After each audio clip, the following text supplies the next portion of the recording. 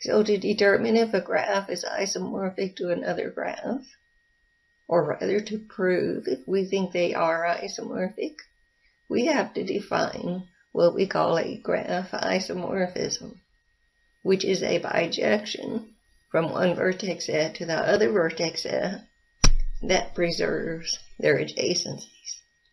So if I want to prove that these two graphs are isomorphic, I have to define the mapping. So if we begin with vertex 1, how many choices do we have to map vertex 1 to?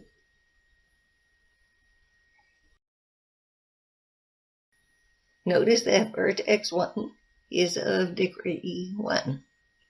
So I have to choose from vertices in the other graph that have degree 1.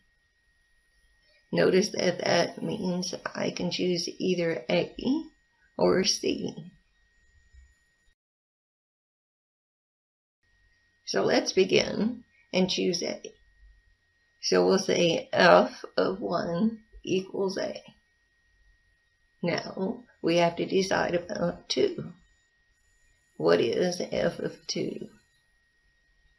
Once we've chosen f of 1 to be A, we don't have as many choices for 2. It's not as simple as saying it has degree 2, so we can map it to any vertex of degree 2, because recall we need to preserve adjacencies.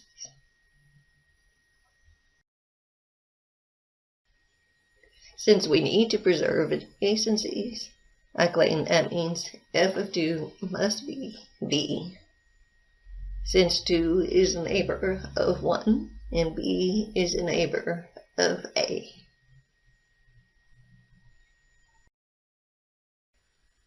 So we define our isomorphism as follows.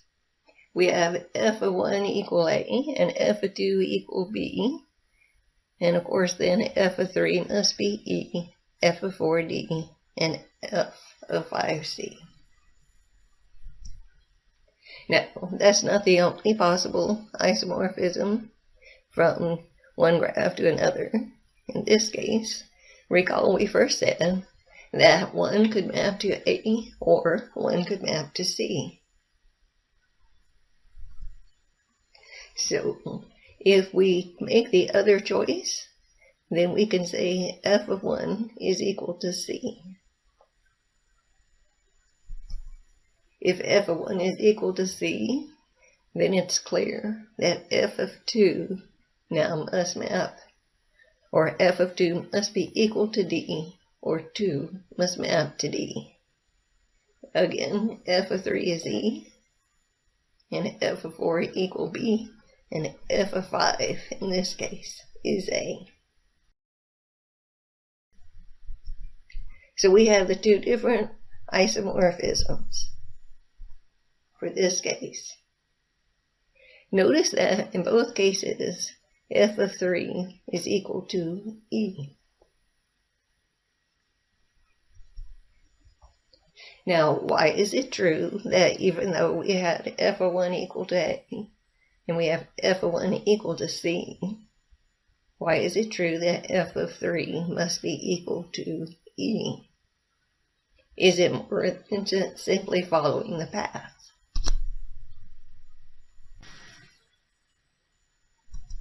Since f of 3 equals E in both cases, that implies that 3 and E are unique in some structural property that the other vertices do not have.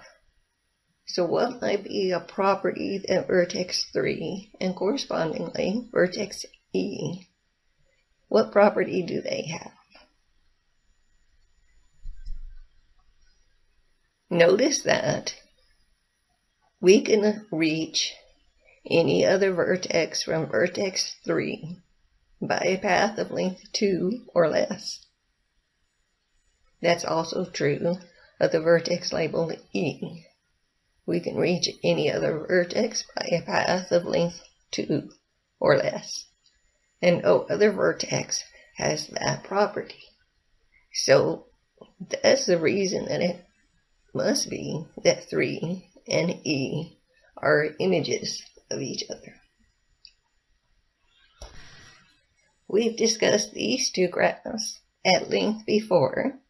We decided that they are not isomorphic, even though they have the same order, they have the same size, they have the same degree sequence, but we said they didn't have the same structure. Now that we know about defining an isomorphism, we should be able to explain why it's impossible to define an isomorphism in this case, that is a mapping or a bijection on the vertex set that preserves the neighborhoods and the adjacencies. So if we look at the vertex label A in the graph on the right, and we look at its neighborhood, notice that it has 3 vertices in its neighborhood, each of degree 4. And it has 1 vertex in its neighborhood of degree 1. If we look at the graph on the left, there is no corresponding vertex that I can map A to, because there is no vertex in the graph on the left that has this neighborhood property. There is no vertex that I can say it has 3 neighbors, each of degree 4. So when we map or we define our graph isomorphism, we not only have to map vertices of the same degree, but we have to map the consequential neighborhoods so that the graphs induced by the neighborhoods have the same structure.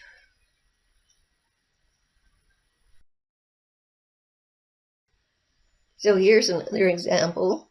This is problem 2.4.9 in your text, and we're supposed to determine if these two graphs are isomorphic or not.